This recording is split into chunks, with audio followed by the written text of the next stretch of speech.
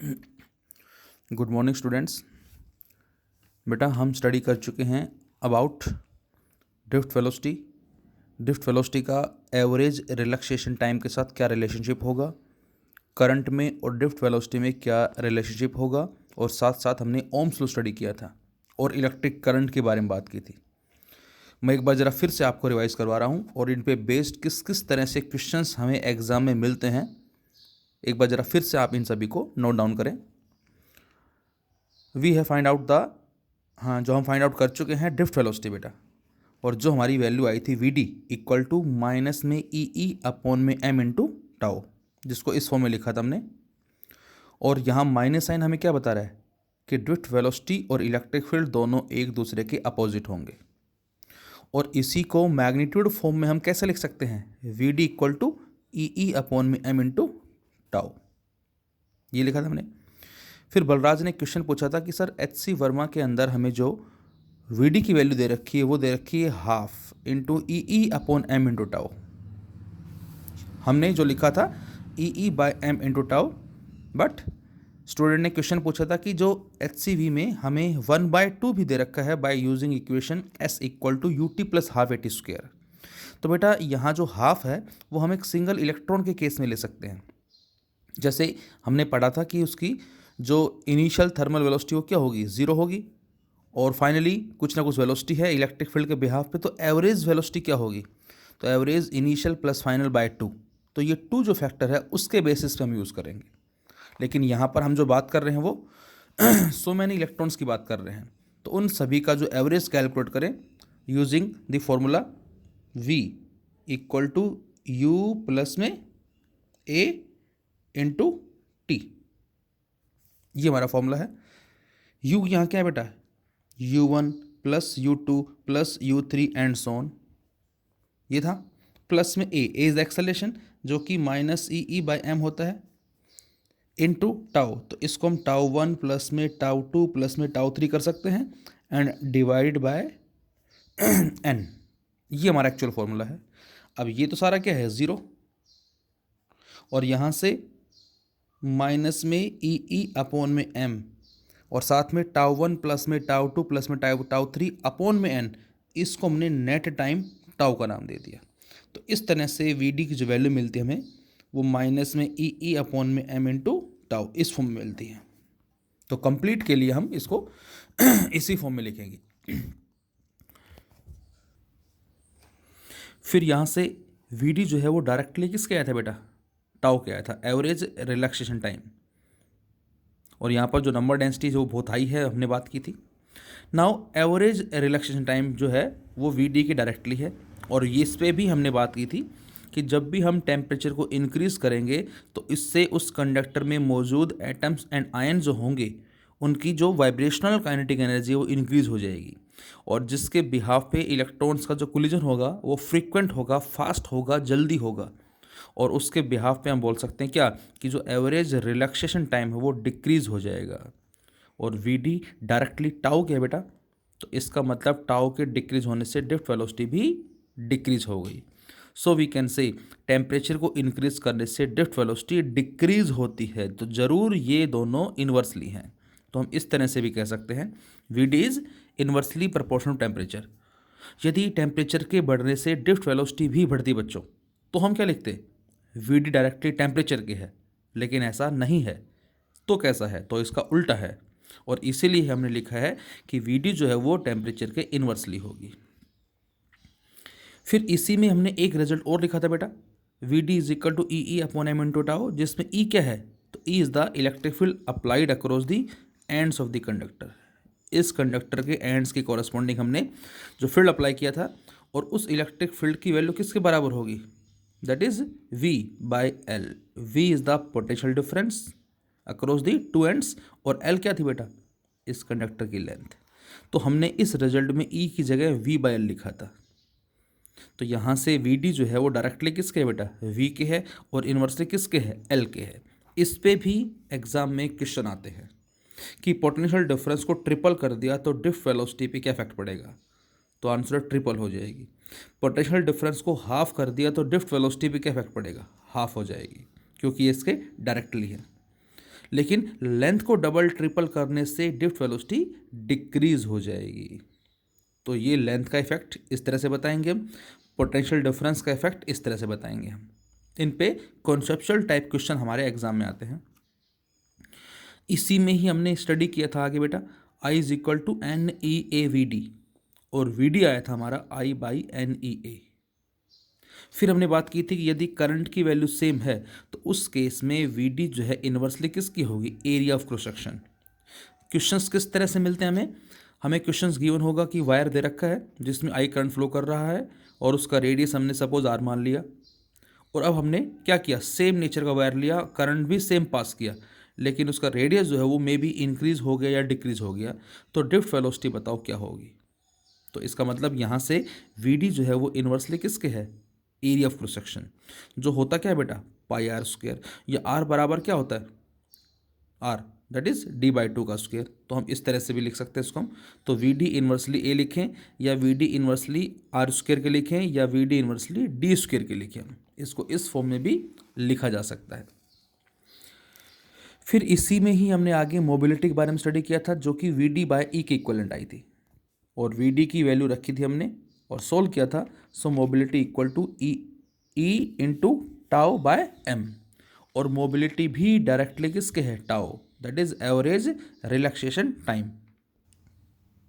और यहाँ से भी हम कह सकते हैं क्या, कि जब हम टेम्परेचर को इंक्रीज करेंगे तो टाउ डिक्रीज होगा, अभी बात की थी हमने, और उसके बिहाफ पे मोबिलिटी भी डिक्रीज होगी। So we can say mobility is also inversely proportional to temperature. फिर बच्चों हमने करंट के बारे में स्टडी किया था कि हमारे पास एवरेज करंट जो क्या होता है as well as instantaneous current क्या होता है।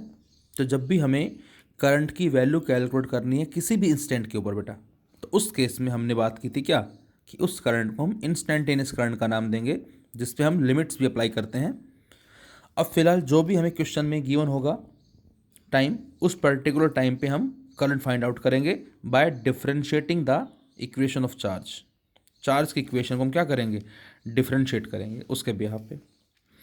इसके अलावा बच्चों कुछ बोर के मॉडल हैं, उसमें भी हम करंट की वैल्यू फाइंड आउट करेंगे। जैसे करंट होता है चार्ज अपॉन टाइम, और अपॉन टाइम बराबर किसके होता है बेटा, फ्रीक्वेंसी के बराबर होता है। तो करंट का एक ये फॉर्मूला भी है, चार्ज इनटू फ्रीक्वेंसी। फिर से आई बराबर क्यू बाई टी है, और वन बाई टी क्या होता है बच्चों, फ्रीक्वेंसी। तो करंट आ गया चार्ज इनटू फ्रीक्वेंसी। अब यदि हम बात करें क्या, ऑर्बिट की, जिसमें इस न्यूक्लियस के सराउंडिंग में इलेक्ट्रॉन रिवॉल्व कर रहा है, तो यहाँ पर करंट कितना होगा। तो आंसर यहाँ जो करंट है वो कितना होगा, चार्ज जो कि इलेक्ट्रॉन है, और बाय टी इसके रोटेशन का टाइम। अब ये सर्कुलर पाथ में घूम रहा है, और सर्कल में जो टाइम होता है हमारा 2 पाई बाय ओमेगा। तो हमने यहाँ पर इस टी की वैल्यू को बच्चों रिप्लेस किससे कर दिया, ध्यान से देखें, that is 2 pi by omega. Omega ऊपर चला गया, और अब v में ओमेगा में रिलेशन है v is equal to R omega, और यहाँ से हमने ओमेगा को v बाई आर से रिप्लेस कर दिया। तो बेटा एक करंट का फॉर्मूला हमारा ये भी आता है, I equal to E V upon में 2 पाई आर। तो ये भी करंट का फॉर्मूला है, ये भी करंट का फॉर्मूला है, ये भी करंट के फॉर्मूला, ये सारे हमारे करंट के फॉर्मूले ही कहलाते हैं। एक बच्चे ने पूछा था सर स्टेडी करंट क्या होता है। तो बेटा करंट बहुत सारे हैं, स्टेडी करंट हो गया, वेरिंग करंट हो गया, अल्टरनेटिंग करंट हो गया।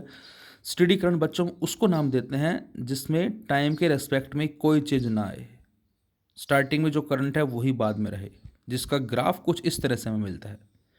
जबकि वेरिंग करंट जो होते हैं बेटा, जिनमें टाइम के साथ साथ चेंज भी आ रहा है, जिनका ग्राफ कुछ इस तरह से भी होता है और कुछ इस तरह से भी हमें मिलता है। इसके अलावा हम करंट वोल्टेज करेक्टरिस्टिक्स जो है वो प्लॉट करेंगे सेमीकंडक्टर के अंदर, जिनको हम नॉन ओमिक डिवाइसेस का नाम देंगे। ओमिक वो होती हैं जो ओम्स लॉ को ओबे करती हैं, जिसमें वी और आई में ग्राफ स्ट्रेट लाइन आए।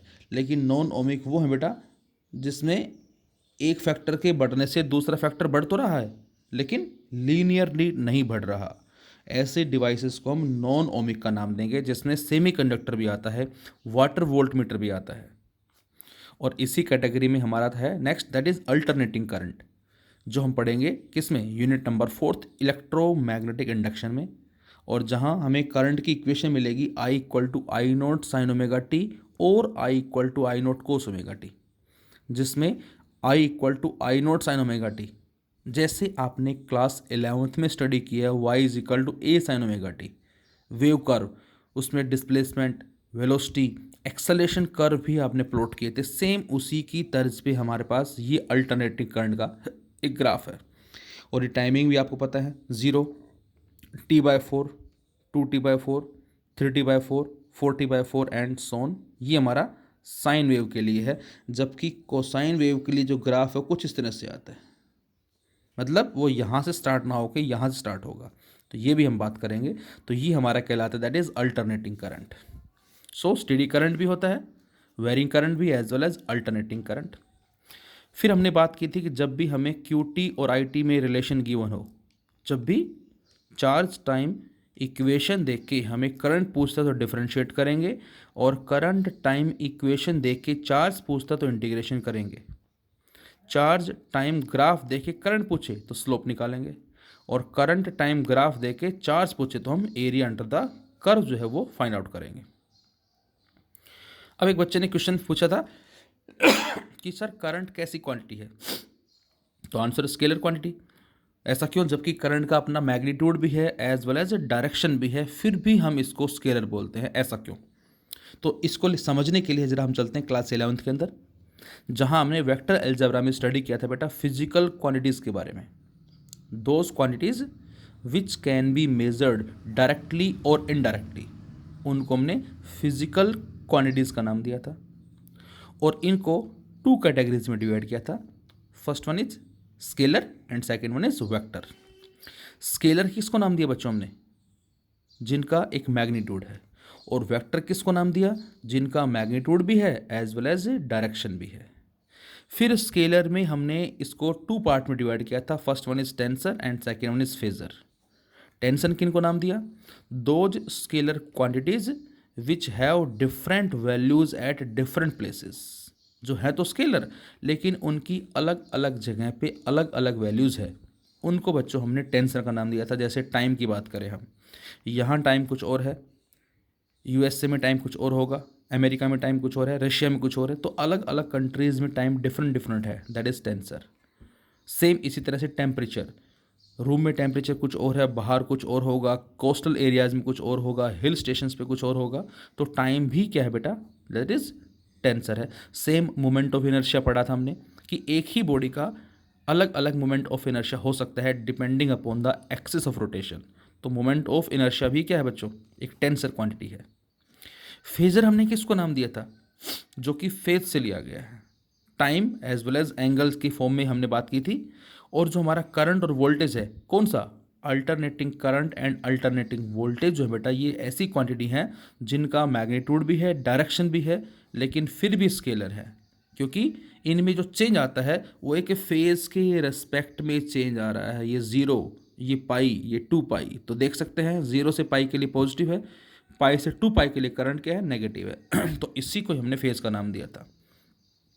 तो जो करंट और वोल्टेज जो है वो स्केलर लॉ को ओबे करते हैं। जैसे हमने पढ़ा है क्लास 11th में वेक्टर एडिशन, और उसके बिहाफ पे रेजल्टेंट वेक्टर फाइंड आउट किया था by using the formula R equal to A² plus B² plus 2AB cos theta, और इस सारे का अंडर रूट।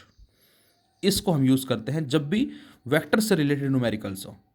जैसे इलेक्ट्रोस्टैटिक्स में हमने फोर्स के न्यूमेरिकल्स किए थे इसी फॉर्मूले से, इलेक्ट्रिक फील्ड के क्वेश्चंस किए थे इसी फॉर्मूले से, केवल पोटेंशियल के नहीं किए। लेकिन पोटेंशियल में नेट पोटेंशियल कैसे निकाला है, V1 प्लस V2। करंट भी निकालना होगा तो I1 प्लस I2 या I1 माइनस I2, इस तरह से। तो ऐसा क्यों, तो आंसर है जैसे मैं कहता हूँ आपसे कि सपोज यहाँ से करंट आया कितना, 2 एम्पियर, यहाँ से कितना आया 2 एम्पियर, अब इस ब्रांच पे कितना जाएगा। अब सपोज इसको I1 मान लें बेटा हम, इसको I2 मान लें हम, तो I1 की वैल्यू 2 है, I2 की 2 है, और दोनों में एंगल कितना है, 90 डिग्री। तो क्या मैं ऐसा लिख सकता हूँ, दैट इज I1 का स्क्वायर प्लस I2 का स्क्वायर प्लस 2I1 I2 कोस 90। यदि ऐसा लिखें तो इसके हिसाब से बच्चों आंसर क्या आएगा हमारा, कोस 90 0, I1 I2 सेम है, ये भी आई ये भी आई, तो I का स्क्वायर प्लस I का स्क्वायर 2I का स्क्वायर, और जब बाहर निकालेंगे रूट 2I, I इज 2। तो इसका मतलब इसके हिसाब से जो हमारा आंसर होना चाहिए बच्चों वो 2 रूट 2 होना चाहिए।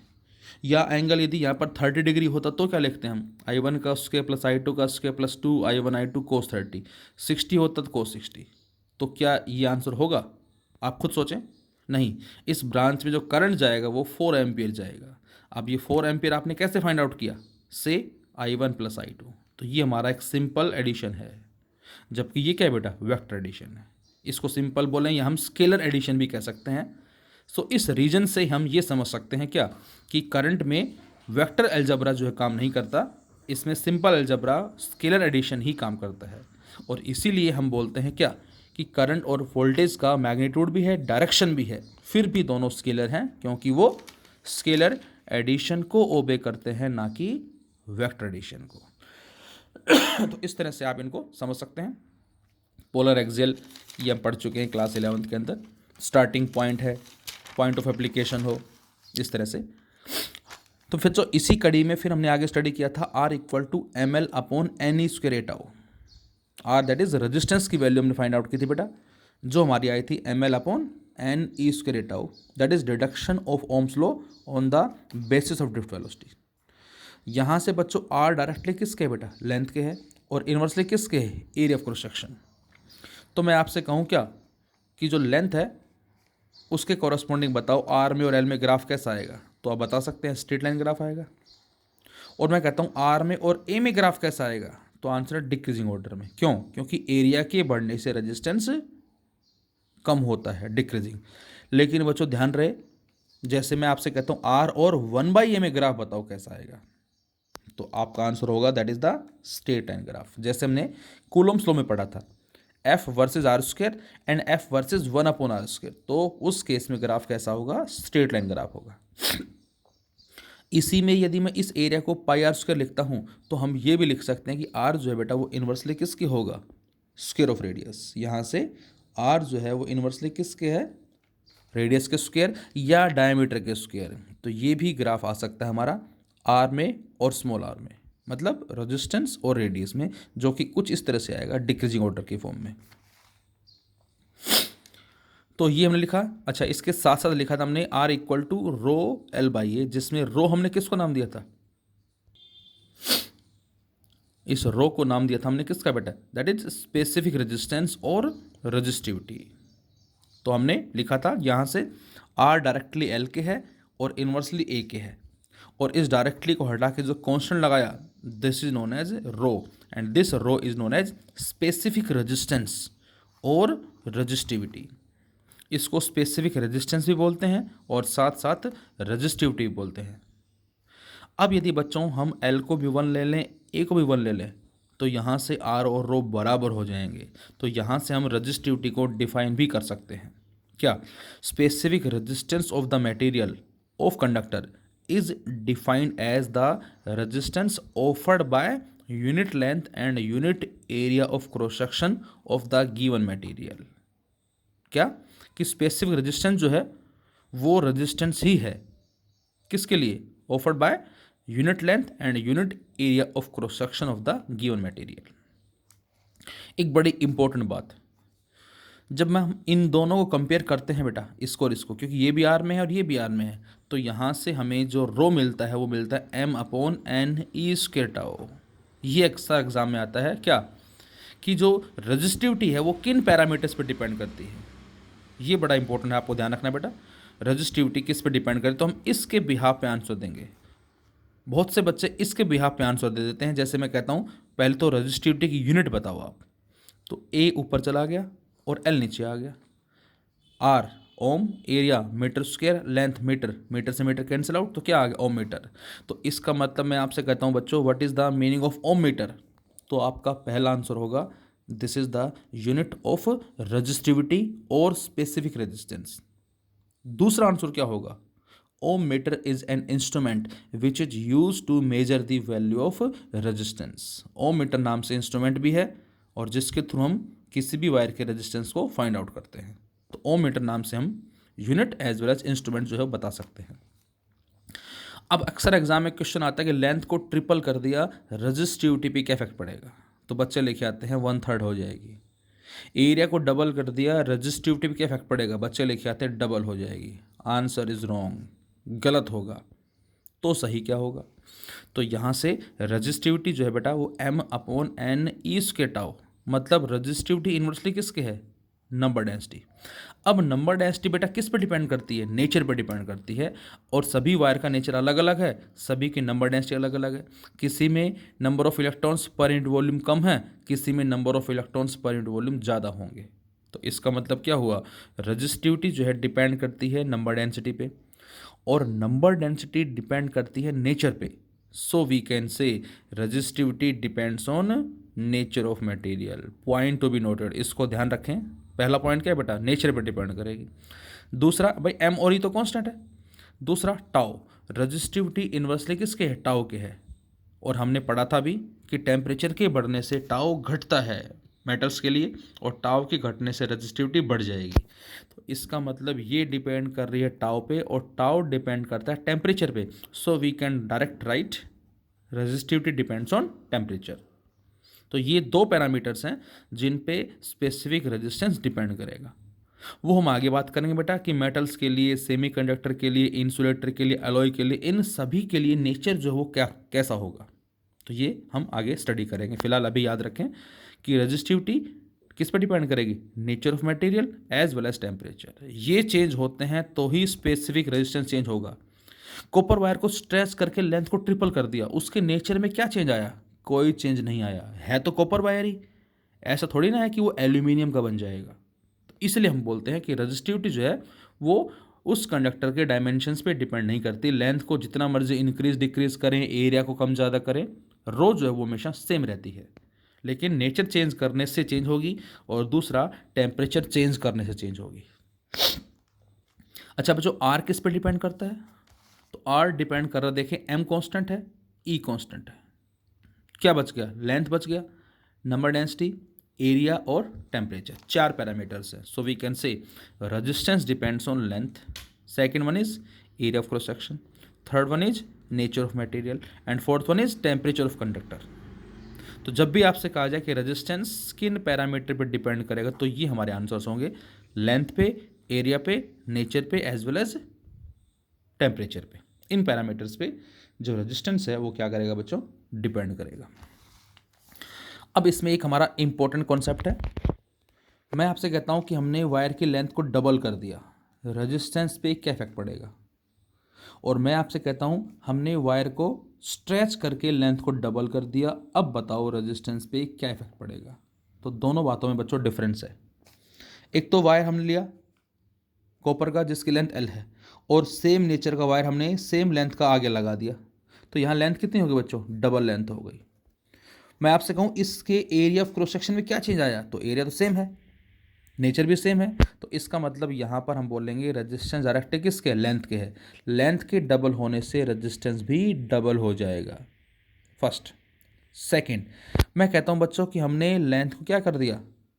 स्ट्रेच किया वायर को, और उसकी लेंथ को डबल कर दिया। अब आप सोचें कि जब उसको खींचेंगे, स्ट्रेच करेंगे, तो लेंथ तो बढ़ रही है, लेकिन उसके साथ साथ एरिया जो बच्चों वो डिक्रीज हो रहा है, घट रहा है। तो इसका मतलब क्या हुआ? लेंथ बढ़ना, एरिया घटना, उल्टा। उसको मोल्ड करके, रिकास्ट करके थिकनेस उसकी बढ़ाई जा रही है, एरिया बढ़ाया जा रहा है। तो उस केस में एरिया बढ़ेगा, लेंथ घटेगी।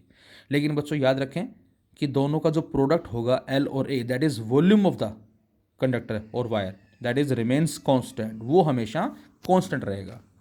तो जब भी न्यूमेरिकल्स में स्ट्रेचिंग वर्ड लगा दे, तब हम डायरेक्टली एल को यूज़ नहीं करेंगे। ये यूज़ कब करेंगे? जब केवल ये कहा जाए कि लेंथ को डबल, ट्रिपल, 4, 5, 6 टाइम्स कर दिया, तब हम यूज़ करेंगे। लेकिन जब स्ट्रेचिंग वर्ड लगा दे तो हम क्या करेंगे? देखिए ज़रा। तो R equal to rho L by A है बेटा, इसको एल से डिवाइड किया, एल से मल्टीप्लाई किया हमने, नीचे क्या बन गया? नीचे बन गया area into length, that is volume, जो कि क्या है? कांस्टेंट। ऊपर रो क्या है? ये भी कांस्टेंट। तो एल इंटू एल क्या बन गया? L square. तो ऐसे क्वेश्चंस में जहां स्ट्रेचिंग वर्ड यूज होगा वहां पर हम ये फॉर्मूला यूज करेंगे। आर डायरेक्टली किसके होगा? दैट इज एल स्क्वायर के होगा, ये वह फॉर्मूला। जैसे लेंथ को हमने स्ट्रेच करके डबल कर दिया, तो एल की जगह क्या लिखेंगे हम? 2L। तो 2L का square 4L square, resistance 4 times हो जाएगा इनिशियल का। लेंथ को स्ट्रेच करके हमने 5 टाइम्स कर दिया, तो 5L का स्क्वायर 25L स्क्वायर बन गया। इसका मतलब नया रेजिस्टेंस कितना हो जाएगा, इनिशियल का 25 टाइम्स हो जाएगा। इस तरह से क्वेश्चंस हम स्टडी करेंगे यदि स्ट्रेचिंग वर्ड उसमें यूज़ किया जाए तो। कब, लेंथ के केस में। उल्टा दूसरा, रो एल बाई ए, हमने पहले केस में एल से डिवाइड एल से मल्टीप्लाई करके नीचे वॉल्यूम बनाया था, अब हम एरिया से डिवाइड कर दें, एरिया से मल्टीप्लाई कर दें। अब क्या होगा बच्चों, R equal to rho L by A और ए इंटू ए। अब ऊपर वॉल्यूम बन गया जो कि कांस्टेंट है, रो वैसे कांस्टेंट है, तो इस केस में बच्चों आर इनवर्सली किसके आगे बेटा, ए की पावर 2 एरिया स्क्वायर। इसमें पहले वाले में आर डायरेक्टली एल स्क्वायर के था, इसमें आर इनवर्सली ए स्क्वायर के आ गया। और ए जो है क्या होता है, पाई आर स्क्वायर, तो ए का स्क्वायर करेंगे तो आर की पावर 4 हो जाएगा और डी की पावर 4। तो जब भी एरिया के कोई कॉन्सेप्ट होगा इस तरह से रिकास्ट करके मोल्ड करके एरिया को डबल कर दिया गया, ट्रिपल कर दिया गया, या मे बी डिक्रीज कर दिया गया, ऐसा भी हो सकता है। डिक्रीज कर दिया गया, रेडियस इतना था और वायर को स्ट्रेच करने से रेडियस इतना हो गया, अब बताओ कि रेजिस्टेंस पे क्या इफेक्ट पड़ेगा। तो हम ये कॉन्सेप्ट यूज़ करेंगे। इसी में बच्चों कुछ हमने क्वेश्चंस जो है स्टडी करने हैं जो बेस्ड होंगे हमारे परसेंटेज चेंज इन रेजिस्टेंस, जो हमने क्लास 11th में एरर में स्टडी किया था। चेंज से रिलेटेड न्यूमेरिकल है और वो आया था हमारा चेंज अपॉन ओरिजिनल या इनिशियल मल्टीप्लाई 100%। चेंज किसी में भी delta R, original R multiply 100%। जैसे क्वेश्चन लेंगे अभी आप फिलहाल आगे। इसमें एक चीज़ और हमने लिखी, क्या आर डायरेक्टली एल स्क्वायर के होगा, कब, जब स्ट्रेच करते हैं तो R directly L square, R dash directly N L. यहाँ पर एल क्या है बेटा, L is the original length, और एल डैश क्या है, एन इंटू एल। ये स्ट्रेच करके डबल कर दिया तो डबल में एन की वैल्यू 2 आ जाएगी, ट्रिपल कर दिया एन की वैल्यू 3 आ जाएगी, इस तरह से। तो R dash directly N L का square, N square L square, और एल स्क्वायर क्या बन गया बच्चों, आर बन गया। तो आर डैश जो है डायरेक्टली किसके आ गया, एन स्क्वायर आर। ये आप जनरल केस कह सकते हैं। अब लेंथ को डबल कर दें तो 4 टाइम्स, ट्रिपल कर दें 9 टाइम्स, 4 टाइम्स कर दें 16 टाइम्स, 5 टाइम्स कर दें 25 टाइम्स, एंड सो ऑन, इस तरह से। और इसमें इन्वर्सली ए स्क्वायर के है, आर डैश इन्वर्सली किसके आएगा, ए डैश का स्क्वायर। अब ए डैश कितना कर दिया, एन इंटू ए, इंक्रीज करके उसके एरिया को हमने एन टाइम्स कर दिया। तो जब ए डैश की जगह एन इंटू ए रखते हैं बेटा तो ये बन जाता है एन स्क्वायर ए स्क्वायर, और 1/a स्क्वायर क्या बन गया, आर। तो आर डैश क्या आ गया, आर अपॉन एन स्क्वायर आ गया। कब, जब केवल एरिया की बात आती है। लेकिन इसी में मैंने एक पॉइंट और लिखा है, यदि एरिया की जगह रेडियस को हमने एन टाइम्स कर दिया, भाई रेडियस इंक्रीज करते गए वो एन टाइम्स हो गया, उस केस में लिखेंगे क्या तो उस केस में आर इनवर्सली आर की पावर 4, दैट इज रेडियस की पावर 4, अभी बात की थी हमने। आर डैश इनवर्सली किसके आएगा, स्मॉल आर डैश की पावर 4। अब स्मॉल आर डैश कितना है बच्चों, एन इंटू आर है, तो इसमें रखें हम यहाँ पर, तो ये आ जाएगा एन की पावर 4 इंटू आर की पावर 4, और 1/r की पावर 4 क्या बन गया, कैपिटल आर। तो जब भी रेडियस को इंक्रीज कर दिया 2 टाइम्स, 3 टाइम्स, 4 टाइम्स, तो हम ये यूज़ करेंगे। जैसे 2 टाइम्स कर दिया 2, तो यहाँ पर 2 की पावर 4, 2 इंटू 2 इंटू 2 इंटू 2, 4 8 16। तो अब जो रेजिस्टेंस होगा वो इनिशियल का 1/16 टाइम्स हो जाएगा। ये पॉइंट्स प्लीज़ ध्यान रखें, सभी सारे हमारे इंपॉर्टेंट पॉइंट्स हैं।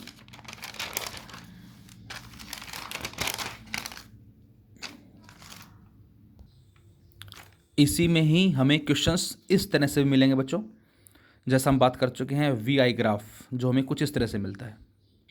और आर बराबर है बेटा M L upon N E square A tau, मतलब आर डायरेक्टली एल के है, इनवर्सली किसके बच्चों, ए के है, इनवर्सली किसके है, टाउ के, और टाउ इनवर्सली का मतलब टेम्परेचर के बढ़ने से टाउ घटेगा, कम होगा, और टाउ के कम होने से रेजिस्टेंस बढ़ जाएगा। तो मतलब टेम्परेचर ज़्यादा रेजिस्टेंस ज़्यादा, टेम्परेचर कम रेजिस्टेंस कम, so we can write R is directly proportional to temperature. R directly length के है, इन्वर्सली एरिया के है, डायरेक्टली टेम्परेचर के है। अब हमें क्वेश्चन दे दी जाए इस तरह से, आपसे कहा जाए कि इनमें से ये बताना है हमें कि 2 कंडक्टर्स के लिए किसके लिए आर कम है, किसके लिए आर ज़्यादा है। तो हमने बात की थी बेटा कि स्लोप फाइंड आउट करेंगे, जो कि डेल्टा वी बाई डेल्टा आई होगा, जो कि आर होगा। तो इस ग्राफ से स्लोप जो है डायरेक्टली किसके होगा बच्चों, आर के होगा, और आर डायरेक्टली किसके है, एल के है, टेम्परेचर के है लेकिन इन्वर्सली ए के है। तो अब यदि इसी सेम क्वेश्चन में कहा जाए किसका आर कम है, इसको मैं 1 मान लेता हूँ, इसको 2 मान लेता हूँ, तो बेटा इस ग्राफ में हम जो बोलेंगे ये जो कंडक्टर है फर्स्ट वाला, उसके लिए रेजिस्टेंस ज़्यादा होगा, सेकंड के लिए रेजिस्टेंस कम होगा। इसी बात को हम ऐसे भी कह सकते हैं कि फर्स्ट के लिए जो लेंथ है वो ज़्यादा होगी, सेकंड के लिए लेंथ कम होगी।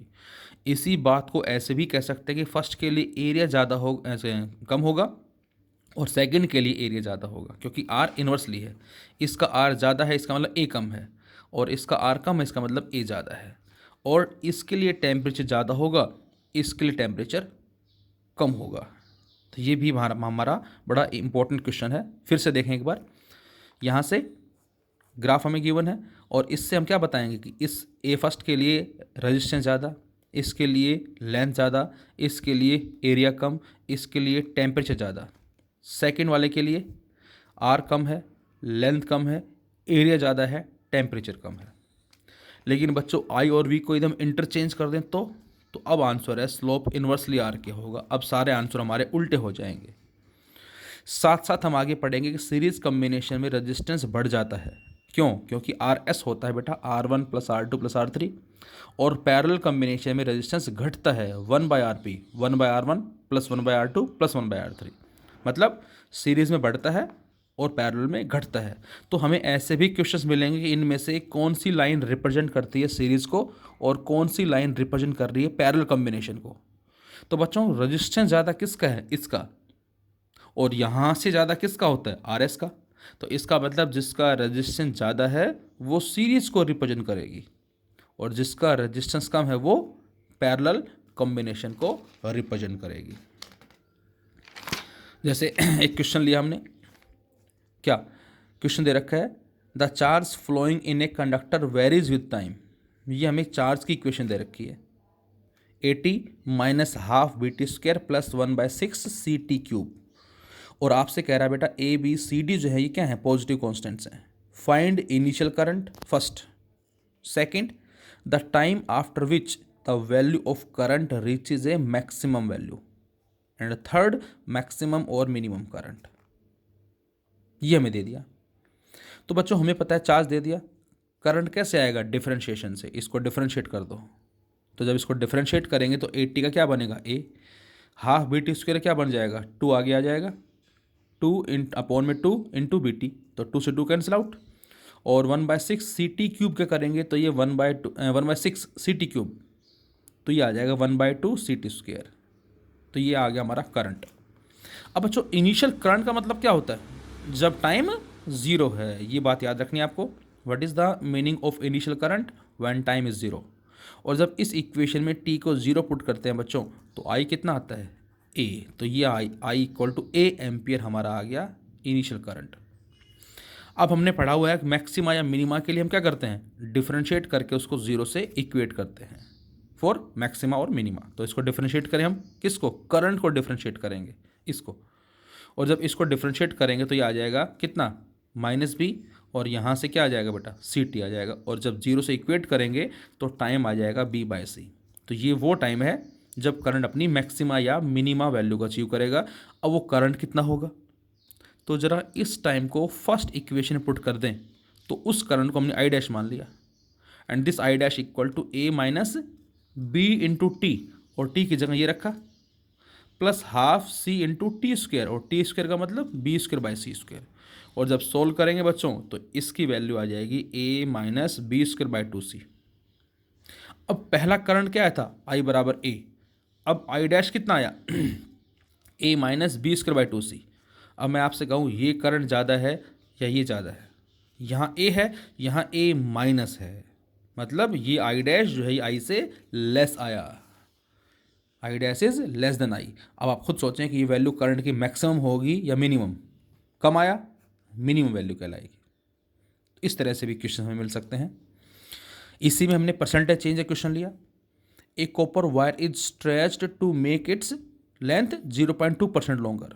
कॉपर वायर को स्ट्रेच करके लेंथ को 0.2% लॉन्गर कर दिया। What is the percentage change in resistance?